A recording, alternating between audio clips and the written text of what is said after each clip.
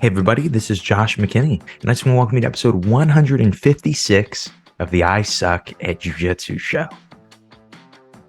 Today's going to be a fun one. Talking about, to me, this might as well be the only skill in Jiu-Jitsu. If there was like this thing where you said you could take away every skill that I have as that is related to Jiu-Jitsu, this one skill would be, but I get to keep one thing. This one skill would be what I keep. And it's not because it actually is, what allows you to perform in Jiu-Jitsu, but it is what allows you to develop skills to be able to perform in Jiu-Jitsu. So to me, this is the primary thing, the most important thing that you should be focused on in your Brazilian Jiu-Jitsu journey, whether you're a coach, whether you are a school owner. We talk a lot about that. And whether you're a competitor, even whether you're a hobbyist, if you want to develop at any capacity for Jiu-Jitsu, you need this skill. And the sharper that this skill is, the easier that things will come, the easier that new techniques, new ideas will come to you. The more you'll increase your student memberships, the more you'll do. Basically, the more you'll find success is with what we're going to talk about today. So hopefully you guys find that helpful.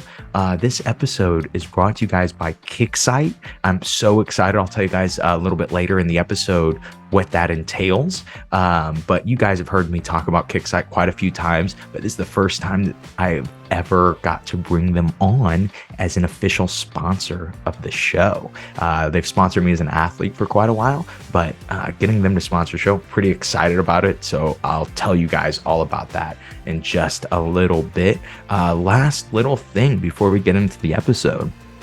A lot of people, I'm really curious as to what you, as the I Suck at Jiu-Jitsu show listener, is enjoying the most.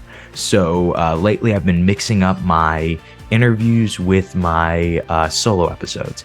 And I've talked about on the show before how ideally I would love to do one of each a week. That would be the most ideal scenario for me on the show.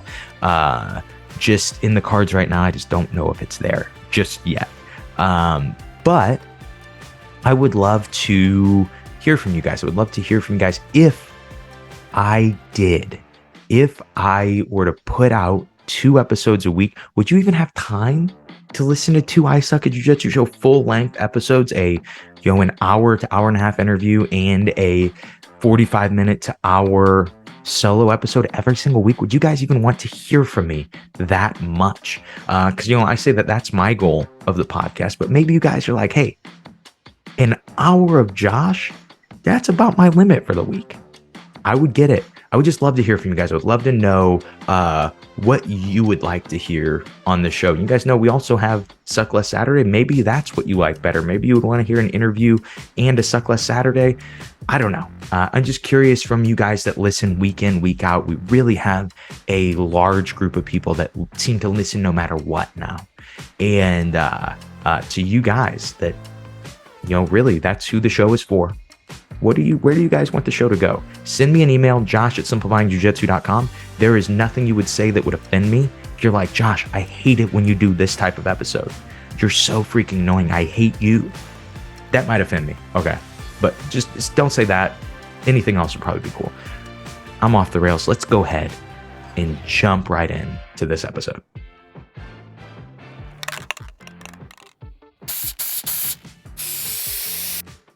In my opinion, there is one skill in Jiu-Jitsu that far exceeds the value of any other skill.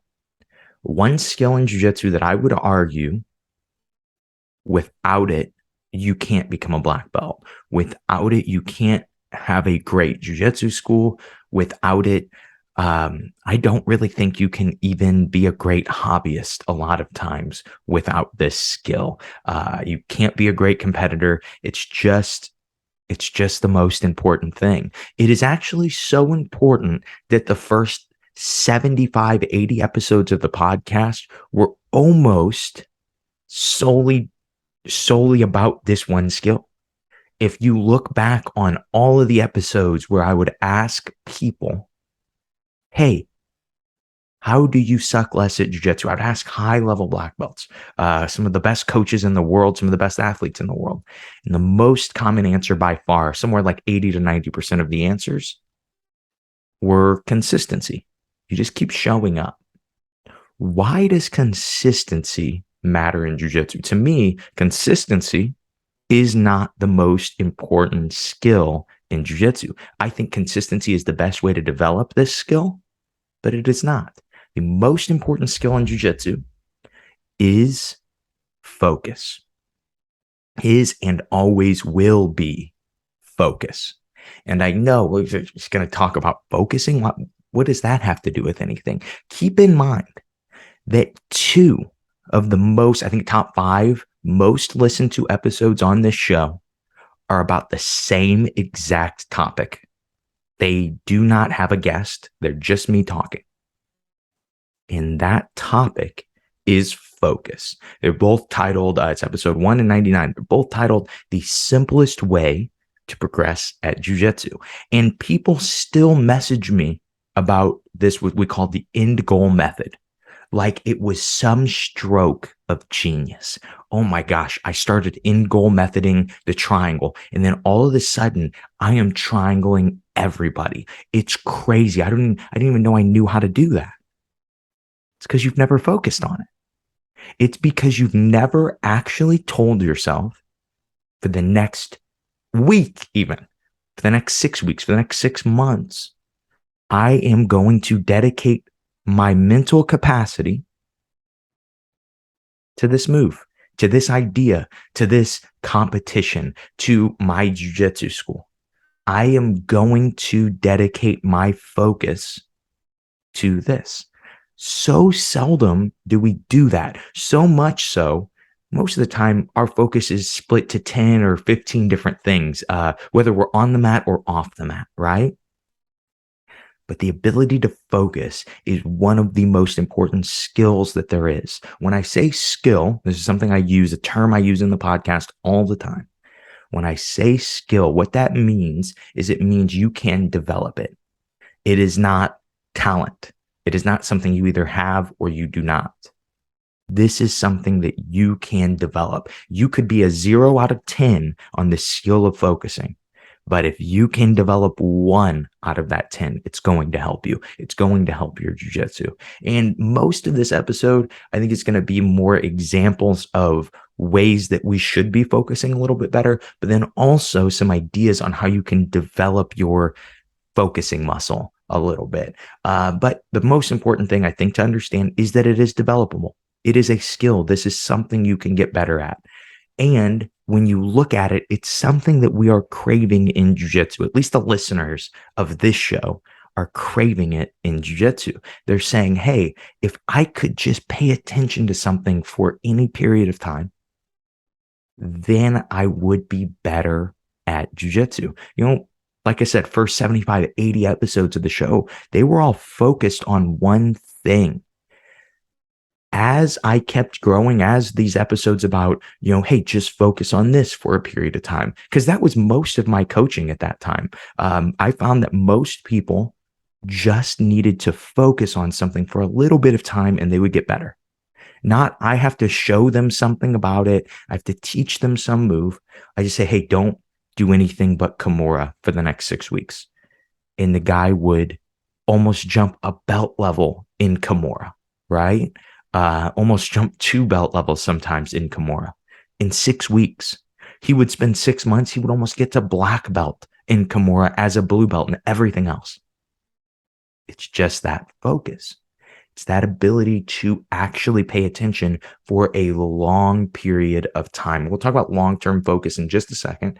But first, I want to just make sure we're staying on kind of the story of the show, the story of the I Suck at Jiu-Jitsu show. A big thing that I stayed on was focus until about episode 80, when it finally clicked, when I finally started going, hey, I think that's just one part of my perspective. Focus. I think it's just one thing that made me good at jiu-jitsu. I think that's just one avenue that I could be helping people on the show. And that is when I started to kind of add my own flavor to the show, my own innovation to the show. Obviously, it was my show, first 80 episodes. I was focused on doing what everybody else was doing. I was just saying, okay, I just need to learn consistency first. I need to learn how to post episodes first. And so that's where my focus was. And then finally, as I got to a point where I go, hey, there are some things that are unique to the I Suck at Jiu-Jitsu show that I don't think that there are in any other podcast, and any other jiu-jitsu podcast, or any other podcast that there is. And the big things are, week in, week out, every single week, we have a school owner, a black belt adult competitor, and an online content creator in every episode, being your old pal, Josh McKinney. When I started to realize that, I go, okay, I need to shift the focus of the show. I need to focus the show more on what we can do and provide that other people can't, right? Because anybody can have a black belt competitor on the show as a guest. Anybody can have a school owner. Anybody can have a great coach. Anybody can have all these things. But hopefully we have them week in and week out. And then every guest is a great addition to the show, right? As that focus started shifting, I noticed the show started to grow. People started to like it even more. I can even ask people, hey, when did you start to really like the show? And a lot of them will tell me specific, oh, dude, episode 89, 88, it started to really get good. It changed, right? And it was because I shifted my focus. Now, if I didn't have any focus through those first 80 episodes, there is no way that I would have been able to pivot and focus on something else, right? If we're focused on triangles for 6 weeks or 6 months, and then we decide, hey, I'm going to switch to arm bars, we'll notice that not only are you still hitting triangles easily, but you start hitting triangles from the armbar. They start to connect to each other. They start to just be part of who you are, part of your jiu-jitsu, because you decided for a little bit of time, you started to focus, right? And as you did that, you got better at jiu-jitsu. As you did that, your armbar started to develop alongside of your triangle. That's what I did with the show. Was I had a good focus, I had a good pivot point, and I said, okay, now it's finally time to pivot. And so as we talk about focus, I'm going to bring up what I always bring up on the show, and there's this idea of designated winner. I told you guys I guess it was last week, that I went to a concert with one of our recent guests, Donnie Blair. And Donnie is the bassist for the Toadies, and I got to do a private lesson, like in the place that they were. It's called The Pageant. It's in St. Louis, in the place that they were performing, and I got to do it like on a mat rolled out in the middle of the space. It was really a cool experience. But something that we did was we played this game called Designated Winner. And I talk about this, I teach this. I'll give you guys just a brief idea of what Designated Winner is, just in case you've never heard of it. But you take a position in jiu-jitsu and you spar it. But how you spar it is that one person wins every time. So if we're sparring guard passing and I'm on top, how the game works is I get to pass your guard every time. Your job is to make me better at guard passing.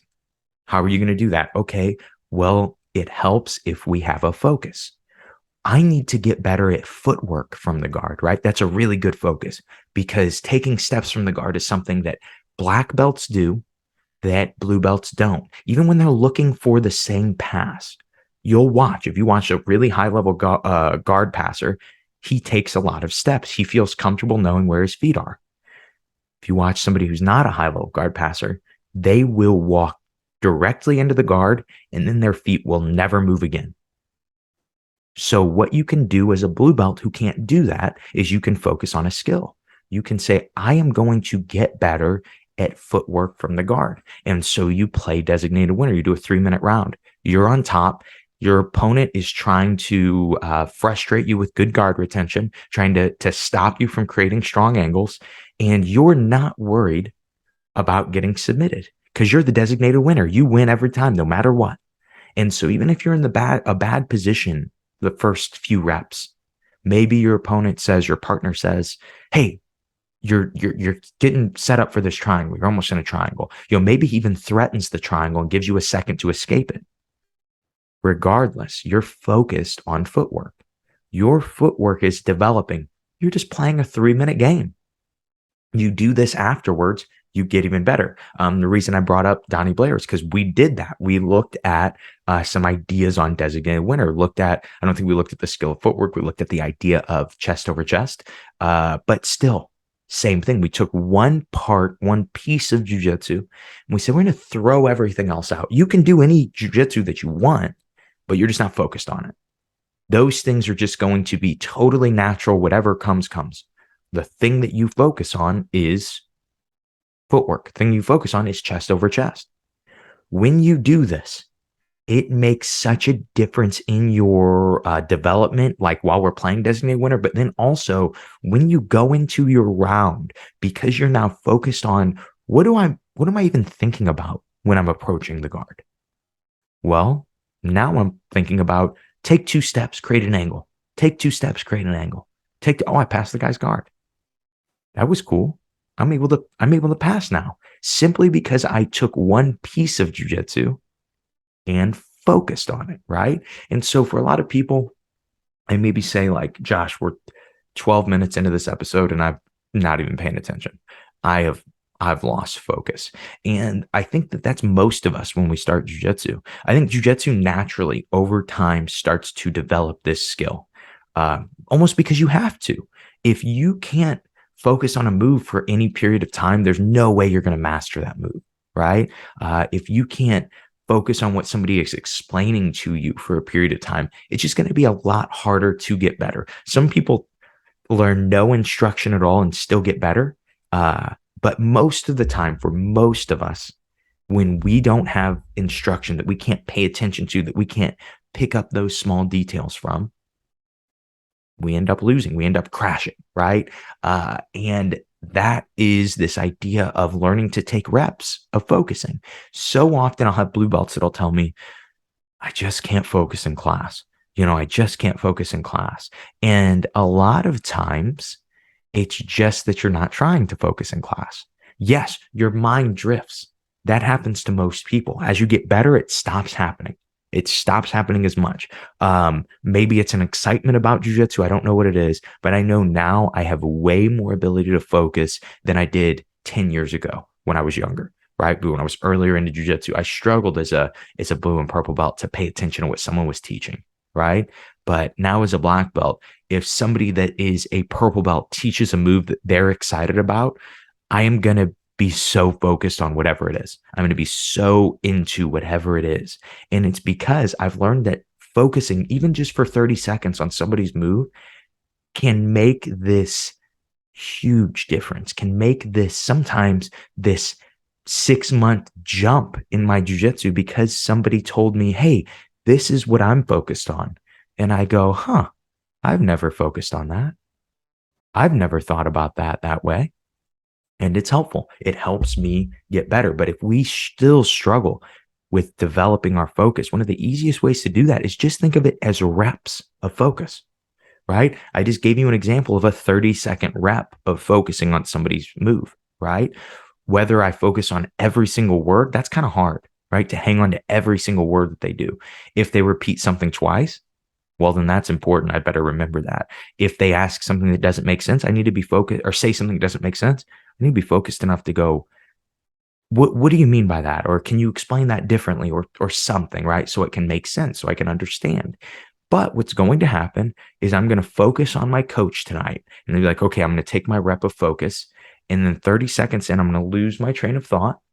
And then I go, I lost focus, screw it. Instead of saying, okay, that was one rep of 30 seconds of focus. Let's focus again. Let's get back into it, back to center. Let's focus on whatever he's talking about. And a lot of times what helps us is being more specific, less broad, saying, I want to know everything that the coach has to say here. Maybe the coach is saying too much. I want to know the most important thing that the coach has to say. I want to know what actually makes this move work, what actually makes this idea work, right? Most of the time when we're being taught stuff, we kind of know how to do, right? We know how to do an arm bar. Maybe we don't know the specific setup, but we know how to do it. Teach me why this setup works. Teach me what makes this setup work. Most people do. Most people say it. We just let it fall in one ear and out the other. Most of the time, coaches give these just gems of knowledge. And it's this sentence that took them 12 years to develop. One sentence. And they say it to you, and it's so beautiful and it's so perfect. And because they've delivered it with all kinds of other stuff, they didn't allow you to focus on this one really important sentence. You don't get the benefit of it that they get, right? You don't understand that. For me, my sentence I've been teaching all over the country is chest over chest, right? Excessive distance, chest over chest, just this idea of guard passing that we will cover in the Trinity of guard passing. I swear, something came up with the Trinity of guard passing. So I can't really talk about it. We'll talk about it later. But it's good. Nothing bad came up with the Trinity of guard passing. But hopefully it will be out soon, very soon. But anyway, let's move on to my third point. I told you guys we would talk about this. I think this is the most important part of the entire episode. This idea of focus on the long term focus, being able to put 150 episodes into a podcast, being able to put 15 years into jiu-jitsu training, being able to compete hundreds of matches. These things are long-term focus. And we talk about this all the time. The idea of beginning with the end in mind. So often, if we knew what the goal was, focus would be so easy. It would be so much easier to find. Most of the time, most questions that people would come at this point of the podcast, like, what should I focus on? You know, you talked about certain skills. What skill should I be focused on? Well, it totally depends on what your goal is. If your goal is to be a school owner, or your goal is to be a jiu-jitsu competitor, most likely, those two things you're going to have two completely different things that you should be focused on, right? But you have to think long term. You have to be thinking, I want to be a school owner. That's where my focus should be on, right? As a school owner, we can look at, or wanting to be, the desire to be a school owner as the end goal of a school owner. I think the big thing for people to understand is your focus is going to be on membership. No matter how aesthetically pleasing you want your gym to be, no matter how cool of mats that you want, no matter if you have a subfloor or not, what the sound system is, how many showers are in the building, your focus will always be on memberships for a jiu-jitsu school, right? It just will. And even when I lose, I'm not focused on my memberships. If they start to die down, if they start to go lower, my focus goes back to my memberships, right? That is kind of this requirement as a school owner, that the goal is to make money. The goal is to have enough people to pay the bills and yourself. Now, if I want to be a school owner and I go, well, I don't really want to focus on membership. I want everything to be pretty nonchalant, and I want to just like have a gym and I'll just teach really good jiu-jitsu. That's what I'll put my focus in. Okay, you can do that, but understand, most likely you're not focused on your memberships. You're not focused on the revenue. Your gym's going to go down. Your gym is going to crash. Right now would be an excellent time, now that I'm thinking about it, for this episode is brought to you by This episode is brought to you guys by Kicksite. If you guys do not know who Kicksite is, this is a company that I've actually worked with for about 4.5 years. They are a student management, billing, and website company. So for me, I actually have them do all three: my student management, all of my billing, and they run my website for me to keep it up to date, and they keep it at the top of Google for me.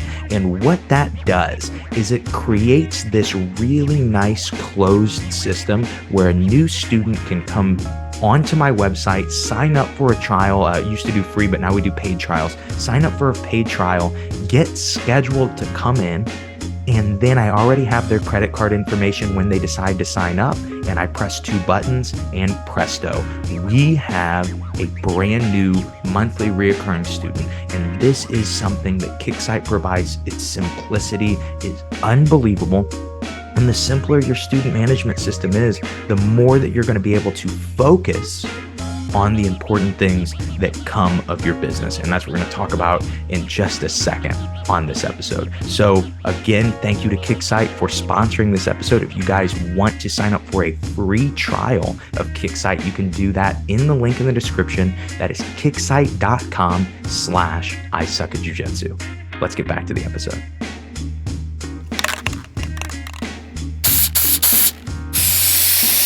Now let's look at long-term focus as a competitor.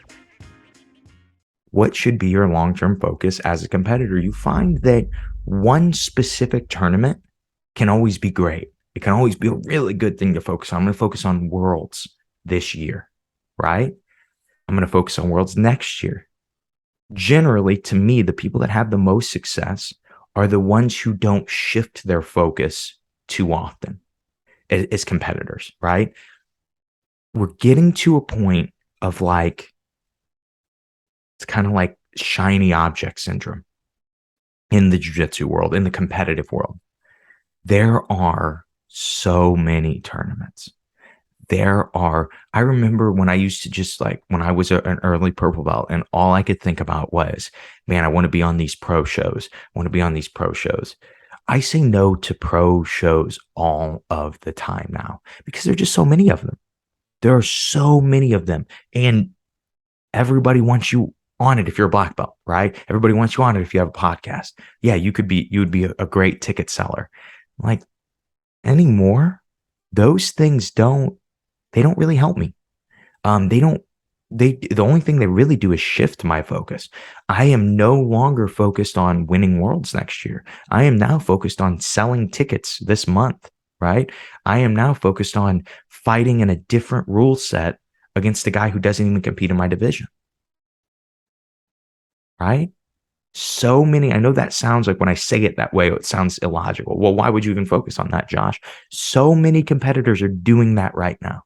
They watched ADCC and they watched the Worlds and they go, I am going to do both of these. And then how they decide that they're going to do both of them is they compete at local tournaments and never actually attempt to do these things, right? Because they get hurt from, well, I'm going to do this tournament, and then I'm going to do this one, and then I'm going to do this one. Oh, I'm injured. I can't do Worlds or ADCC trials now, right? It's this big battle, and so many people in jiu-jitsu have it. I have it, right? Focusing on the long-term goal. I have a student, one of my purple belts now, we're just having this conversation, and he has this struggle. And we were talking about what tournament to do. And as we conversated, he kind of was like, yeah, I don't even really need your advice anymore. He's like, yeah, I shouldn't do this tournament coming up. It doesn't contribute to the main goal, right? And that is when I think that this is kind of the last piece of the puzzle of focus. It's much easier to focus if it's not just you.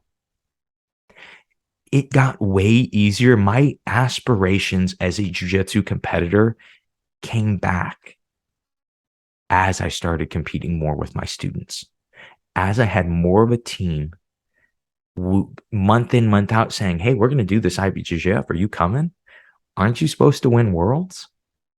Better be there, right? Having that group, having then my dad, who has the same focus, who every workout, I get my text message in the morning like, hey, showing up to workout today, right? Yep, I'll be there. And we have the same focus. We know that we are there to get stronger. We both know that the focus is Worlds. The focus is Worlds with a bunch of steroid users. So we know that we're going to have to focus on. We're going to have to be physically ready for that long-term goal. And it's so much easier than week in, week out, me running my own strength and conditioning, right? When I go to my coach, Kyle, when I go to Junior too, both guys, if I show up fat, both guys will get on me about being fat. They're like, hey, are you a middleweight right now? I'm like, shoot, no, no, I'm a medium heavyweight right now, dude. Chill. I've got a while before I compete. Hey, that's not the focus. You need to be in great shape. You don't need to be focused on dieting while you're competing. Okay, coach, I won't, right? I'll be on weight. When you do this, when you have this group that is focused, for me, we're all focused on the same idea. It's not just us, like for those coaches that I named, it's not just us side by side trying to win adult worlds. It's these guys putting into me trying to win adult worlds, right? Long-term focus is so important. I wrote a I wrote something in my notes and I literally can't read it, but it's like towards the end of the episode. So I think it is important. Let's talk about just a little bit. Let's retouch on focus for a hobbyist, right? I talked a lot about athletes and school owners, but let's look at the hobbyist idea of focusing. So I had this product that I never ever released, and I don't know. I shouldn't even bring it up to you because I know I'll get messages like, hey, are you going to release that product? I don't know, man. I don't know if it's any good. But anyway, I had this product. I put myself through the program. It was this idea. It was called Master Any Position in 6 weeks. This is like 4 or 5 years ago. And I know I talked about it being for hobbyists, but I guess the story starts at a competition. I had this guy's back at Nogi Worlds, a brown belt, and I couldn't finish him. And I was really frustrated because I was like, I had this guy's back for like 3 or 4 minutes. I finished him at like the 4 minute mark. Like I should have finished this guy quickly, and I just couldn't. I just could not finish a rear naked choke. I just didn't do it enough, right? It hadn't been my focus. And so this master any position in 6 weeks or any move in 6 weeks, I decided to use for the rear naked choke. And as I started to focus on, I started to get better. I would go with guys who are really hard to finish. And the entire time, guys that I would beat, but they're hard to finish, I would spend the entire time either chasing their back or trying to finish rear naked choke. Chasing the back, trying to finish rear naked choke. It did not matter. I was not, for those 6, 8, I think I did probably 8 weeks. I had zero intention of finishing anything else. My intention was to get good at the rear naked choke. To me, as a brown belt, it was embarrassing to be able to be on somebody's back in that dominant of a position. And I didn't feel like the guy that I was fighting was doing anything great to defend. It wasn't like I was just saying, oh, this guy's got great jiu-jitsu. It's one of those things where I'm choking his face and I'm like, I cannot finish this guy. I do not know how. And that to me said, well, there's a huge hole in my jiu-jitsu. I can climb the positional ladder perfectly, but then once I get to the top, I can't do anything with it. It doesn't make sense. So I started to focus on the rear naked choke. I spent those 6 weeks and then I got good at the rear naked choke. To now, if I'm thinking about finishing somebody, ideally, I want to be on their back. I don't care if I'm wearing a gi or not. I want to be on their back and I'm going to go for a standard rear naked choke. That's my jiu-jitsu now because I just decided to take 6 weeks 5 years ago and develop this one move. And so with that being said, imagine if you did that. Imagine if you had one move that you were good at. Mika Goval's dad, whatever his name is. He talks about, and Mika, I've heard Mika talk about this idea that it really only takes like 4 to 6 weeks to get good at a move. And then at these tournament or at these seminars that he'll do, he says, so if it takes 4 weeks and you do it over the course of a year, you've got 13 moves that you should be good at if you're always switching your focus and you're just really focusing. And then he'll say, I'll raise or 12 moves, whatever that you're good at. So I'll have everyone raise their hand in the room. I say, how many black belts have 12 moves that you're great at? And half of them raise their hand. Then they say, well, what if you do this for 5 years? You focus for 6 weeks, 4 weeks for 5 years. Now you've got 60 moves. How many black belts have 60 moves that they're great at? And they said no one ever raises their hand. Nobody ever raises their hand because nobody's ever that focused on their jiu-jitsu. Even the guys that get these big benefits from taking these 6 week little kind of like deep dives into a position, like I've been pushing this whole episode. The guys that do that, a lot of times they do it 3 or 4 times a year. They do it as their plateau breaker. Well, man, I'm plateaued. Let's add something new. Let's focus on it for a while. Most of us, we start developing this idea of doing this naturally. Like my brown belts, I guarantee you, if I go into my brown belts tonight and say, what are you working? They're going to have something. Like snap of a finger. Oh, omoplata. Oh, Darce, guillotine, whatever, right? Or a specific move. They develop that over time. It's just this like thing in jiu-jitsu where we are constantly looking for success. And what we'll start to do is we'll start to find little bits, find crumbs of success. And then we'll go back to the same place. We'll say, hey, there was a crumb here last time. I'm going to go back. And we keep doing it. And eventually we start to find more and more success, right? We get addicted to this, to winning, right? If I show you a triangle and you start hitting everybody with that triangle, I will not need to tell you to focus. I won't. I'm not going to need to be like, look, dude, you need to spend the next 6 weeks to 6 months focused on this triangle, right? Success tells you that you should focus on the triangle. You go, hey, I'm beating guys that I never beat before. I'll just do this triangle forever. I'll just only do this. So as we look at the end of this, I'm still trying to figure out what my last note was. It says something about the current state of jiu-jitsu, and I have no idea. Oh yeah, I had already mentioned this. Finally, I figured out what it was. So just that last thought on competitors that are struggling with, should I be focused on gi? Should I be focused on no gi? Should I be focused on EBI? Should I be focused on whatever, right? First off, I think you should be focused on jiu-jitsu. As a competitor, I think so often the focus gets shifted from jiu-jitsu. It gets turned into weightlifting. It gets turned into diet. It gets turned into how many reps you're drilling. It gets turned into how often you're training, right? All these things that aren't necessarily better or worse for your jiu-jitsu. They're just things, right? Instead of going, hey, Josh says that I should drill this 1,000 times. I never say that, but let's pretend I did. Josh says that I said I should drill this 1,000 times. And then you go and drill it. And then you go, okay, well, I'm done. I checked that box. But you really don't pay attention as to whether or not it helps your jiu-jitsu. You might have just wasted 1,000 reps. You might have just wasted your time. When we look at jiu-jitsu from this standpoint of, am I actually getting better? Especially for competitors, it's crazy how seldom I have conversations with competitors and it's focused on getting better at jiu-jitsu. It's always focused on, should I be lifting more? Should I change weight classes? Should I do this? Should I do that? It's very seldom, hey, what could I do to just be better than everybody I grapple? Because when we watch the most successful competitors, that's really what it looks like most of the time.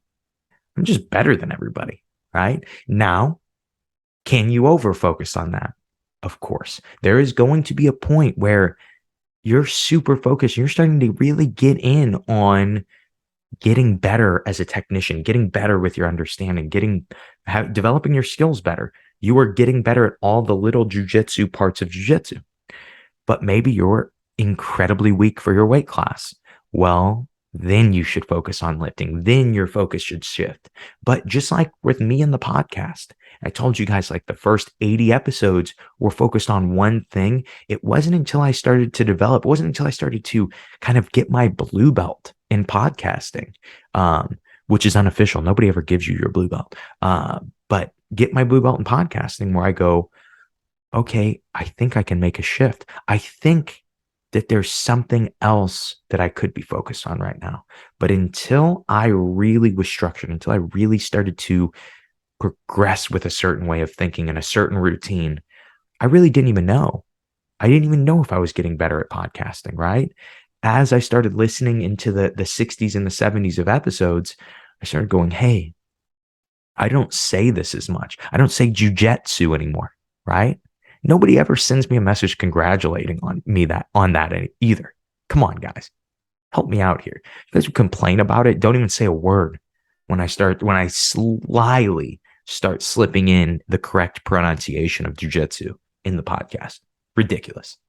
You guys aren't my friends anymore. Unless, of course, you've given me a 5-star review. Of course.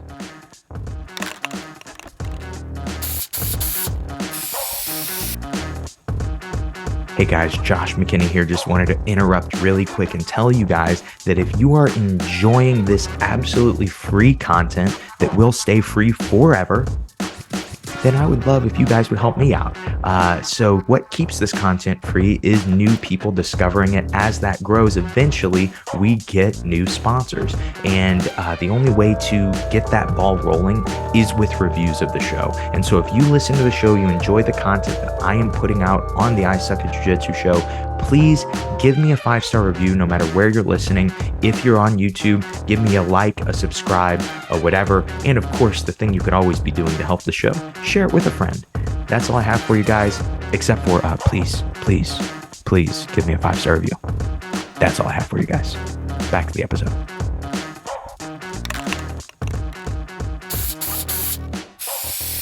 But let's just look at one more idea. And that is kind of where should we go from here? You listen to this episode. Okay, Josh told me how important it was for me to develop focus. And I can't focus. I would first, if you are struggling with this, I know this is always my thing that I say to do, but it's because it's the first habit of the 7 habits of highly effective people. So that's why it's always my first one. But begin with the end in mind. If you are a hobbyist, a school owner, a competitor, whatever you consider yourself in the jiu-jitsu world, even if you're a content creator, if you're a product designer, whatever you are in jiu-jitsu, your focus should first come with beginning with the end in mind. Should first come with, what do I actually care about doing with this or in this, right? What do I actually care about doing in the jiu-jitsu world? Do I want to be a coach? Or is that just something that somebody else said? And I go, okay, well, I guess, I know I'm approaching black belt. I guess I should be a coach too. Maybe that's not what you want to do. Maybe you want to start a jiu-jitsu podcast. Maybe you want to be a competitor. Maybe you want to shift from being a competitor and say, hey, this is no longer my goal. I want to be a hobbyist because I just want to train for a long period of time. Regardless, once you make that long-term goal, well, now you can start to focus. Now you can start to say, okay, well, what do I need to develop? Who do I need to become to get to that goal? Right? We talk about how the black belt journey just a few weeks ago, we talked about how it changes who you are. That's what you're going on when you set this goal, when you set your intentions 18 months from now on this goal that you have, or 5 years from now on this goal that you have, whatever, then you can start to make a lot of small decisions, focus on a lot of small things for periods of time that will then get you to that long-term goal. If your goal is, well, I want to have a huge jiu-jitsu school and you're a jiu-jitsu school owner, most likely that end in mind is going to be either a certain number of students or a certain number of dollars coming in each month. How would you get there? Well, simple. Focus on getting a few in each month. Focus on going positive when it comes to students each month, right? Most people will tell you, I got stuck at this certain number. I sign up 5 and then I lose 5. I already mentioned it, but Kicksite really helped me get out of this. So if you guys are struggling with that as a school owner, be sure to check the link out that I mentioned earlier.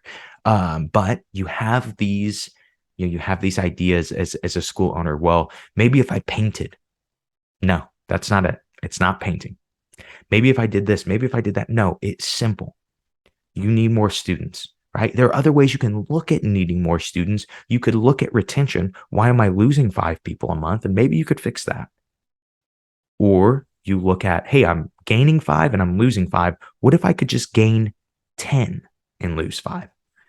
I'll be going 5 more every single month. In a year, I have 60 new students, right? In 2 years, I have 120 new students. For most schools, if you had 120 students, you're taken care of.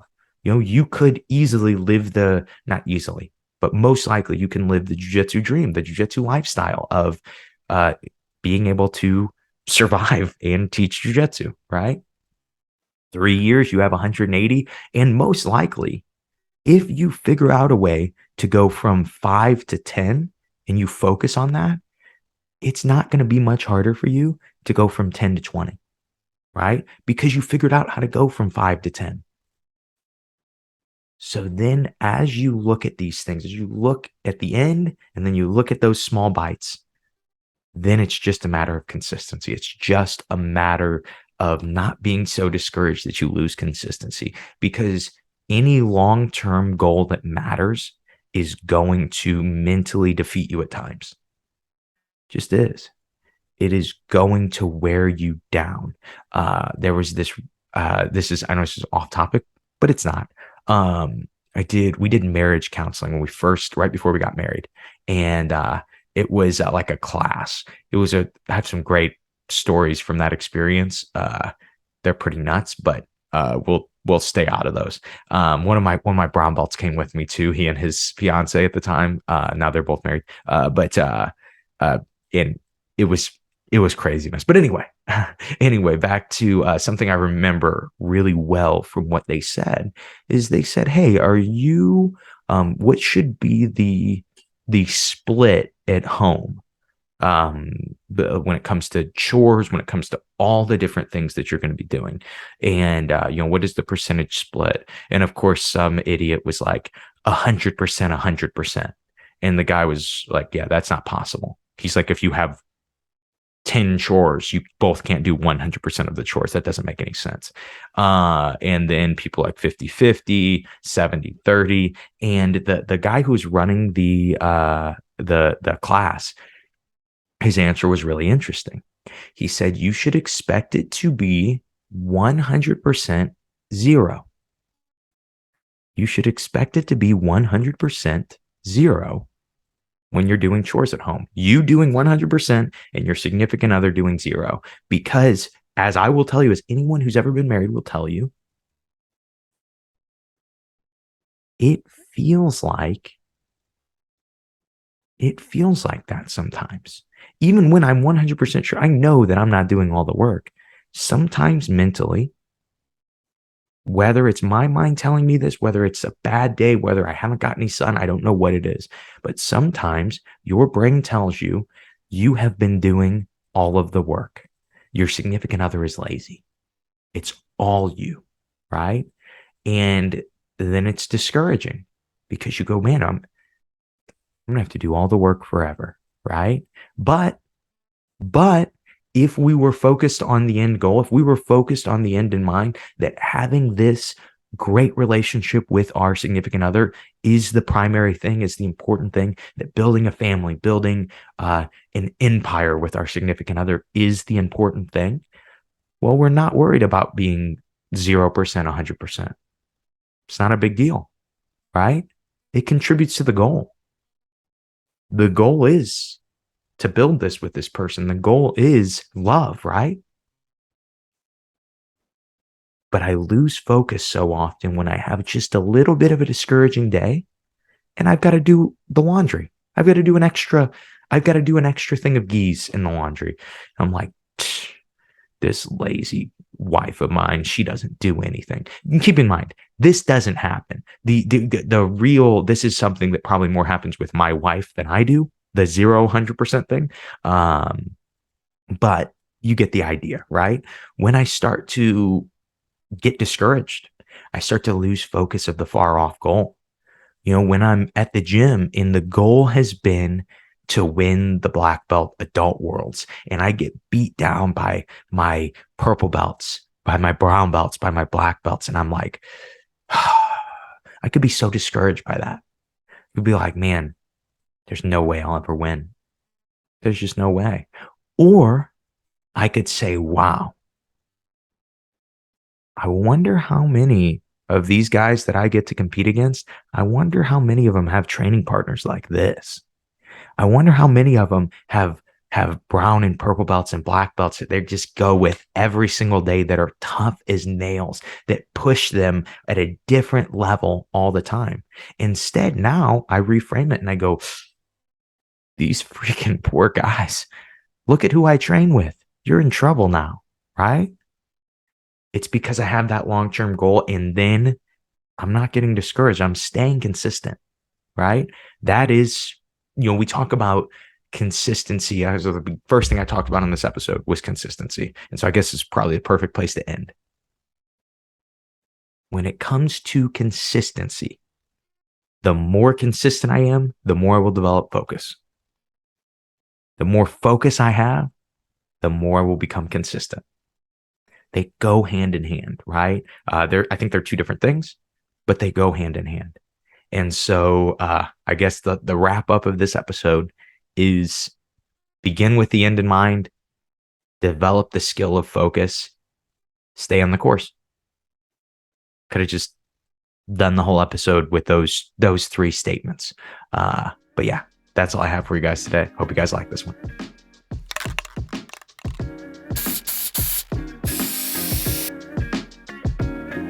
And that is the episode. I hope you guys like this one.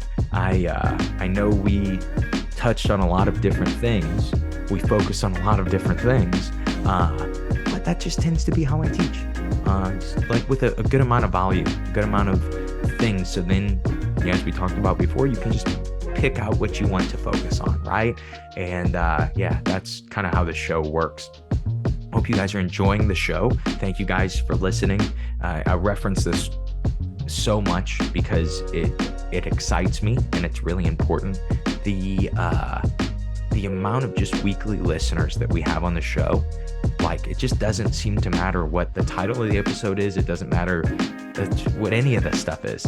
Just the amount of weekly listeners that we have on the show. It really, I really appreciate it. I know, like, the fact that on Thursday morning that there are people that wake up and actually care about, I need to listen to what Josh has to say today. Just want you guys to know I really appreciate you guys.